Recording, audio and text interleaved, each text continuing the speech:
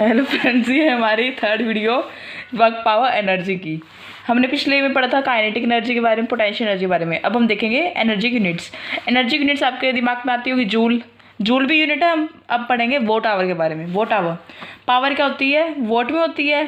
Power की unit vote होती है और टाइम की यूनिट हम आवर कह सकते हैं। तो पावर क्या होता है? Work done upon time. और वर्क डन हमें पता है एनर्जी के इक्वल होता है, तो एनर्जी अपॉन टाइम। इससे एनर्जी कितना आ गया? पीटी। अगर हमारी पावर 1 वोट है और टाइम 1 आवर है तो हमारी एनर्जी क्या हो जाएगी? 1 वोट आवर। हम इसमें वैल्यूज पुट करते तो हमारी एनर्जी आ जाएगी 1 वोट आवर। अब 1 वोट आवर की डेफिनेशन क्या होती है? And 1 watt hour is energy consumed और transformed when a agent of 1 watt power works for 1 hour. इसका मतलब है ये एक एनर्जी है जो कंज्यूम होती है या कि अपनी फॉर्म चेंज कर लेती है। कब? जब एक कोई बॉडी जिसकी पावर है 1 वोट पावर का कोई एक बॉडी है, वो 1 घंटे के लिए काम करती है, तो कितनी एनर्जी कंज्यूम करती है वो? 1 वोट आवर। अब 1 वोट आवर क्या हो गया? इस वैल्यू पुट करेंगे तो 1 वोट पावर है और 1 आवर हो गया। तो 1 वोट, वोट क्या होती है? जूल पर सेकेंड, तो 1 जूल पर सेकेंड। और आवर को हम सेकेंड में कन्वर्ट कर सकते हैं तो 60 × 60 सेकेंड। तो यहाँ से आ गया 3600 जूल्स। अब ये जूल्स आ गया, वो तो 1 वाट आवर किसके इक्वल होता है? 3.6 × 10⁻³ जूल्स। अब नेक्स्ट है हमारा kilo watt hour. Kilo watt hour क्या होता है? ऐसे ही आती है ऊपर की तरह, इसकी भी है derivation. 1 kilo watt hour is the energy consumed और transformed when agent of 1 kilowatt power for 1 hour. जब एक एजेंट किसकी पावर का? 1 किलोवाट पावर का 1 घंटे के लिए काम करे।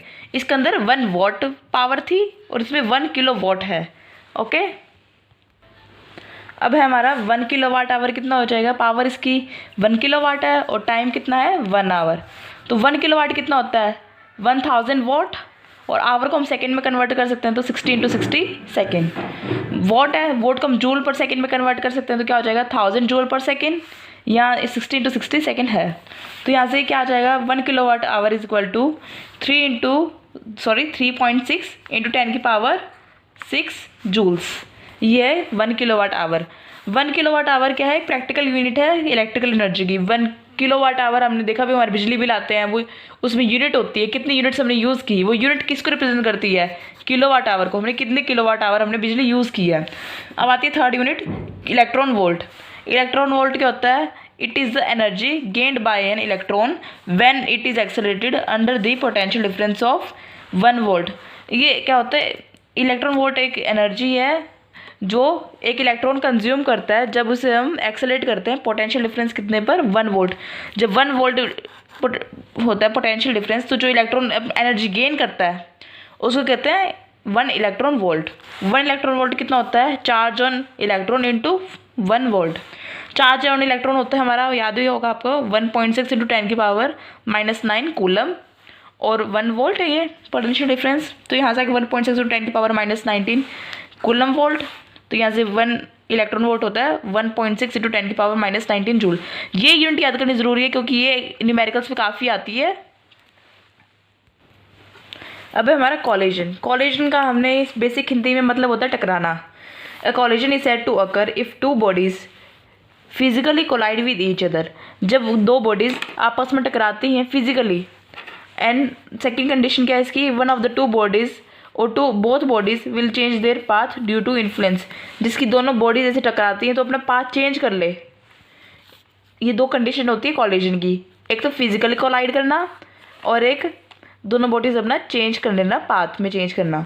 कॉलिजन 3 तरह का होता है, एक परफेक्टली इलास्टिक कॉलिजन, एक elastic collision and perfectly in elastic collision. Perfectly elastic collision क्या होता है? It is the collision in which kinetic energy of 2 body before and after collision remain constant. इसका मतलब है जो काइनेटिक एनर्जी कॉलिजन के पहले थी वही काइनेटिक एनर्जी कॉलिजन के बाद थी। ऐसे ही मोमेंटम भी चेंज नहीं होता इसमें। सॉरी, मोमेंटम मैं इसमें मेंशन करना भूल गई। मोमेंटम भी है इसके अंदर केस। इसके एग्जाम्पल इससे मॉलिक्यूल्स ऑफ गैस, जिस कमरे में पूरे मॉलिक्यूल्स है गैस के, वो सारे टकराते हैं अपने आपस में, और ये कौन सा कोलिजन होता है? परफेक्टली इलास्टिक कोलिजन होता है। वो अपनी काइनेटिक एनर्जी और मोमेंटम चेंज नहीं करते। In elastic collision momentum remain conserved. इसके अंदर मोमेंटम कंजर्व रहता है, लेकिन काइनेटिक एनर्जी में चेंज आता है, थोड़ा सा लॉस होता है काइनेटिक एनर्जी में।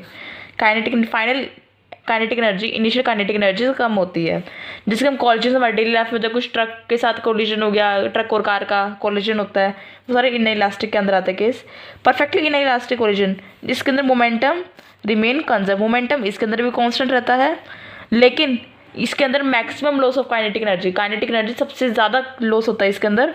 और इसके अंदर क्या होता है, कॉलिजन के बाद दोनों बॉडीज है ना साथ में स्टिक हो जाती हैं, स्टिक टुगेदर आफ्टर कॉलिजन, इसके बाद स्टिक हो जाती हैं दोनों। नेक्स्ट टॉपिक हमारा कोफिशिएंट ऑफ रेस्टिट्यूशन। इसको हम ई से रिप्रेजेंट करते हैं, और ये कॉलिजन में बहुत इंपॉर्टेंट पार्ट प्ले करता है। जैसे कि हमने एक ब्लैड किया बॉडी है, ए, एक है बी, इसकी इनिशियल वेलोसिटी u1 है, एक की है u2। अगर बिफोर कॉलिजन, अगर कॉलिजन करवाना है तो u1 की वेलोसिटी u1 ज़्यादा होगा u2 से, तभी कॉलिजन होगा। ओके, ऐसे आफ्टर कॉलिजन v1 है कि v2 है, वेलोसिटी हो जाएगी। तो इसके में आफ्टर कॉलिजन v2 की वेलोसिटी ज़्यादा होगी, तभी कॉलिजन को वो अवॉइड कर पाएगा। v2 की ज़्यादा होगी और v1 कम होगी। अब क्या था, relative velocity approach before collision. दोनों ऑब्जेक्ट्स के कंपैरिजन में रिलेटिव वेलोसिटी क्या होगी अप्रोच की, u1 माइनस u2।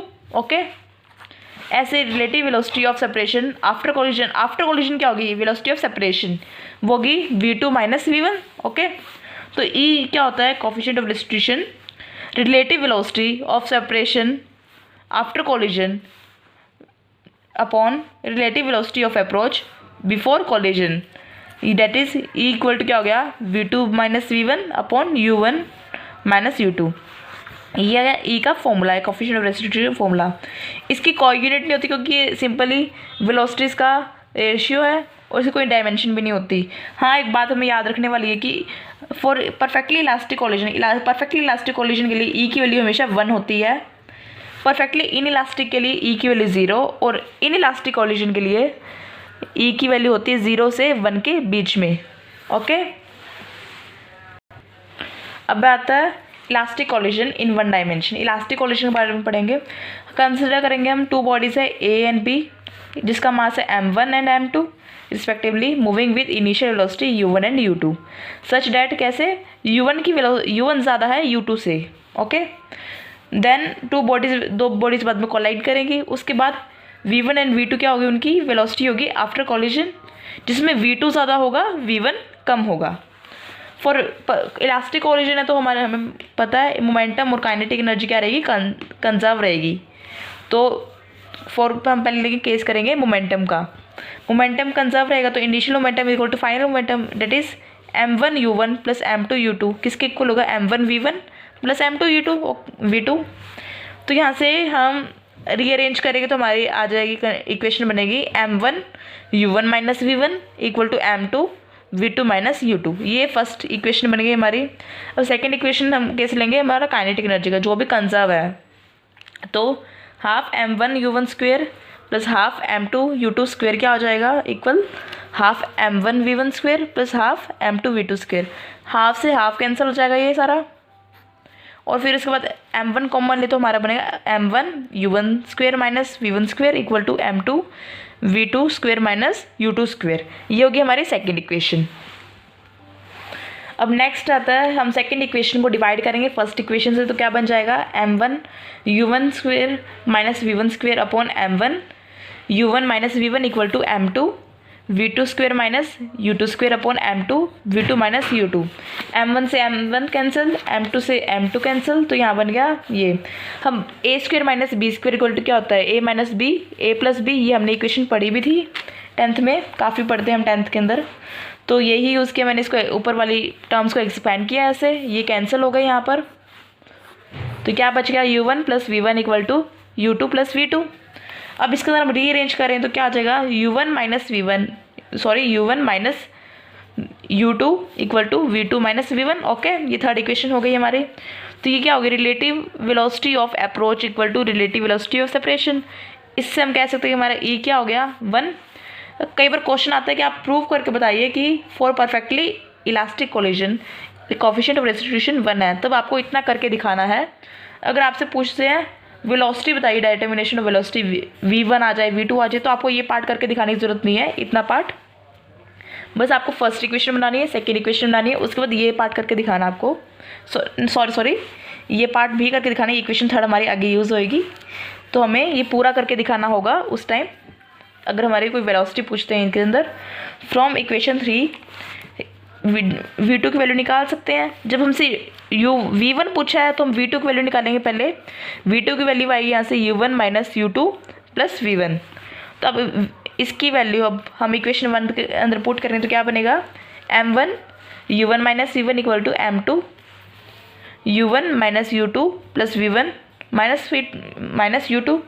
फिर इसको हम ब्रैकेट को ओपन करेंगे तो ये ऐसे बन जाएगा m1 u1 minus m1 v1 equal to m2 u1 minus 2m2 u2 plus m2 v1। इसको हम रीअरेंज करेंगे तो कुछ ये हिसाब से v1 की वैल्यू आ जाएगी m1 minus m2 into u1 upon m1 plus m2 plus 2m2 u2 m1 plus m2। ये फॉर्मूला आपको याद करना पड़ेगा। मैं आपको बताती हूँ कैसे याद किया है।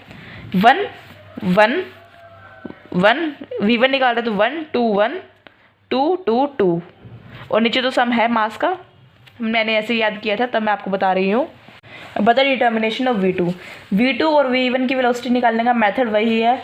v2 निकालना तो हम पहले इक्वेशन 3 से v1 निकाल लेंगे। v1 की वैल्यू क्या आएगी हमारी, v2 plus u2 minus u1। Okay, तब इसकी वैल्यू पुट करेंगे तो इक्वेशन 1 में तो क्या हो जाएगा, m1 u1 minus v2 minus u2 plus u1 यहाँ आएगा इक्वल टू में m2 v2 minus u2। Okay, तो अब इसको एक्सपेंड करेंगे, खोलेंगे तो हमारी v2 आएगा हमारा m2 minus m1 plus m2 u2 plus 2m1 u1 plus m1 plus m2। अब मैं इसमें देखते हैं याद करने का तरीका। v2 निकालना तो 2 1 2 प्लस 2 1 1 ऐसे मैंने याद किया था, मैं आपको वही बता रही हूँ मेरे केस। अब आते हैं इसके स्पेशल केसेस। ये फॉर्मूले आपको याद रखने ज़रूरी बहुत है क्योंकि स्पेशल केसेस में आपको काफ़ी हेल्प मिलेगी। स्पेशल केस क्या है, अगर m1 m2 सेम मास के, अगर जो दो बॉडी कोलिजन कर रही है दोनों सेम मास की हैं तो उनकी वेलोसिटी पर क्या इफेक्ट पड़ेगा। पहला केस है v1 क्या हो जाएगी उसकी, m1 minus m2 upon m1 plus m2 u1 plus 2m2 u2 by m1 plus m2। ये फॉर्मूला था हमारा, तो उसमें मास सेम है तो मास का डिफरेंस है तो ये पार्ट तो जीरो हो जाएगा। और यहाँ कह रही है 2m u2 अपॉन 2m, तो हमारी इनिशियल वेलोसिटी क्या हो जाएगी, v1 क्या हो जाएगा हमारा u2, ये आ जाएगा। अब नेक्स्ट है हमारा केस v2 में। v2 क्या है, m2 minus m1 u2 upon m1 plus m2 plus 2m1 u1 upon m1 plus m2। अब इसमें ये पार्ट ज़ीरो हो जाएगा तो इसमें क्या बनेगा, 2m u1 अपॉन 2m, ये कैंसिल हो गया आखिर में, तो v2 क्या आ गया हमारा u1। इसका मतलब है bodies of same mass exchange there velocity during collision. दोनों बॉडीज अपनी वेलोसिटी चेंज कर लेगी। मान लीजिए एक बॉडी है वो 4 की स्पीड से जा रही थी और दूसरी जा रही थी 3 की वेलोसिटी से। जब इनका कॉलिजन हुआ तो नेक्स्ट में क्या हो जाएगा, जब फर्स्ट बॉडी थी वो 3 से जाएगी, नेक्स्ट वाली 4 से जाएगी। ओके, अब सेकेंड पार्ट करते हैं हम case. If one of the body is at rest, जब एक बॉडी रेस्ट पर है, रेस्ट पर हमारी सिर्फ बॉडी बी ही हो सकती है। अगर फर्स्ट बॉडी रेस्ट पर होगी और ये मूव कर रही है, ये रेस्ट पर है तो कॉलिजन होएगा ही नहीं। ओके, तो हमारी ये वाली बॉडी रेस्ट पर होगी, मतलब u2 ज़ीरो होएगा हमारा। तो हमारे वैल्यूज पुट करेंगे तो हमारा v1 आएगा m1 minus m2 u1 upon m1 plus m2। ऐसे हमारा v2 आएगा 2m1 u1 upon m1 plus m2। अब इसी केस के जिसमें बॉडी एक रेस्ट पर है उसी के 3 केस बनते हैं। फर्स्ट केस क्या है, जो हमारी जो फर्स्ट बॉडी है वो हैवी, काफ़ी हैवी है as compare to second body, that is m1 का मास है वो ग्रेटर देन है m2 से, तो v1 क्या हो जाएगा, m2 को हम नेगलेक्ट करके सकते हैं तो m1 माइनस m2 क्या होगा, ऑलमोस्ट m1 के इक्वल ही होगा और इनका ऐड भी m1 ही होगा, तो यहाँ से कैंसिल करेंगे तो u1 हो जाएगा। और v2 क्या हो जाएगा ऐसे ही 2m1 u1 अपॉन m1, तो v2 क्या हो जाएगा 2u1। तो इससे वेलोसिटी ऑफ हैवी बॉडी की वेलोसिटी में तो कोई फ़र्क ही नहीं पड़ा, इनिशियल और फाइनल सेम रही है। लेकिन जो लाइटर बॉडी है उसकी वेलोसिटी दुगनी हो जाएगी। जो मान लीजिए आपकी साइकिल है ये, और ये पीछे से ट्रक आ रहा है, तो ट्रक अगर 50 की स्पीड से आ रहा है तो कॉलिजन के बाद वो 50 की ही स्पीड से आगे जाएगा। लेकिन जो साइकिल है आपकी, वो साइकिल 100 की स्पीड से आगे जाएगी। ओके। अब थर्ड केस है हमारा जिसमें सेकंड बॉडी हैवी है, फर्स्ट बॉडी लाइट है। तो इसके अंदर V1 क्या हो जाएगा, -m2 U1 upon m2। m2 से m2 कैंसिल, तो V1 आ गया हमारा -U1 और V2 हमारा हो जाएगा 0। इसका मतलब कि लाइटर बॉडी है वो रिकॉइल करेगी, जिस स्पीड से वो आई थी उसी स्पीड से रिकॉइल करेगी, और हैवी बॉडी रिमेन रेस्ट पे। मान लीजिए ये हमारा ट्रक था, अब हमारा ट्रक रेस्ट पर है, और हमारी ये साइकिल है वो आ रही थी 2 की स्पीड से, 2 किलोमीटर पर आवर की स्पीड से आ रही थी। तो टकराने के बाद वापस पीछे चली जाएगी, किस स्पीड से, 2 किलोमीटर पर आवर की स्पीड से पीछे चली जाएगी, और हमारा ट्रक रेस्ट पर ही रहेगा। अब थर्ड केस है जब एक तो सेकंड बॉडी रेस्ट पर है और हमारा मास सेम है, तो क्या होगा, V1 इक्वल टू m-1, ये पुट की वैल्यूज पुट करने पर हमारी V1 की वैल्यू 0 हो जाएगी, और V2 हो गया U1 के इक्वल। तो क्या है, दोनों बॉडीज़, अगर 2 बॉडीज़ का मास सेम है तो क्या करती हैं, वो अपनी वेलोसिटी चेंज कर देती है। मतलब U2 अगर हमारा रेस्ट पे था पहले, तो V1 रेस्ट पर हो जाएगा, और V2 U1 की स्पीड से आगे चला जाएगा। ओके।